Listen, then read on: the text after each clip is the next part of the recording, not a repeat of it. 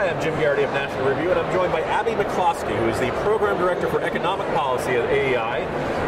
I understand the jobs numbers came out this morning, and Abby, the economy's fixed now, right? Everybody's happy, jobless is gone, and we can all just celebrate. Is that what the Bureau of Economic Statistics said this morning? So BLS reported that the economy added 175,000 jobs in the month of February, which is more than people thought, but it's far from the levels that we would need to have a robust jobs recovery in this economy.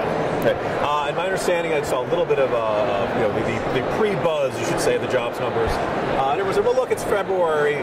Snow fell everywhere. There was like 80 feet of snow in my driveway.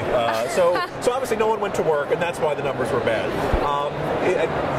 Is snow, like, is that something we can dismiss this month because of the weather factors, or was this a sign of, no, actually this was a kind of meh number for a kind of meh economy?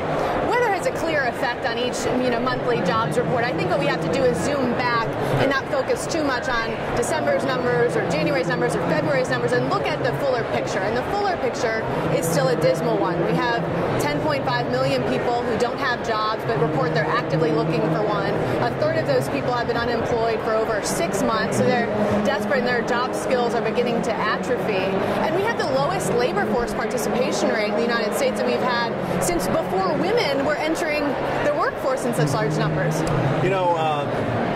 That does kind of much more match people's personal experience of a pretty crappy to meh economy. But my understanding is the Obama administration has this fantastic idea to fix it all, which is to raise the minimum wage to $10.10. Now, that'll fix all our problems, right? That'd be great. There wouldn't be any job losses from that, would there? Well, it's so confusing because the Congressional Budget Office, the federal government basically reported that it would cause 500,000 lost jobs from raising the minimum wage, as the president has proposed, to $10.10. So we have those disemployment effects, and at the same time, who are we helping by raising the minimum wage? It's a very ineffective anti-poverty tool by almost every account, as the CBO report showed. Okay. This is one of those ideas that always polls phenomenally well. If you speak to most economists, some will say it does a little bit of good. Some will say that as you point out, the job losses that are a side effect of that. Others will say, in a 317 million people in this country, the several $1 trillion economy we have, it's a drop in the bucket in terms of actually generating real prosperity and stuff. So why do you think, if you're an opponent of minimum wage, how do you make the case to people for an idea that they just think, minimum wage is going up, I'm going to make more money? How do you, dispel that kind of notion of it being a good idea? Well, it's a case of seen and unseen costs. So it's easy to bring a person and say, this woman is going to make more money if we raise the minimum wage, but it's harder to see the thousands of people who will lose their job throughout the economy, and maybe the minimum wage is just a tipping point for a worker who was otherwise maybe not adding as much value to a company as they could. I think the strongest argument against the minimum wage is to say, who are we trying to help? And if we're trying to help the working poor, if we want to say that no one who works full-time should live in poverty, what the president has said, a sentiment most of us can agree to, is a minimum wage a good way to do that. And when you look at minimum wage workers, half are under the age of 25, 3/4 are working part-time, and only 11% are living in poverty. So the CBO report said that if we raise the minimum wage to $10.10, we'll reduce the poverty rate in this country by less than 2%.